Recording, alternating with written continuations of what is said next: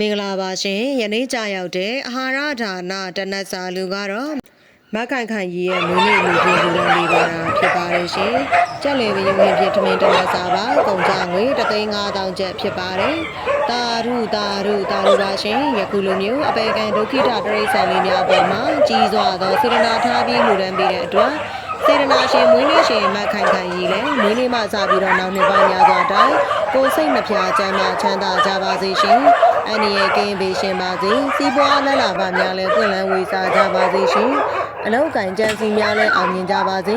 မရှိစကားမကြားရပါစေနဲ့အမှုရည်သက်လည်းနဲ့မကွာအမြင်မပြတ်လူနိုင်တန်းနိုင်သောပုဂ္ဂိုလ်ထူးများလည်းဖြစ်ကြပါစေရှင်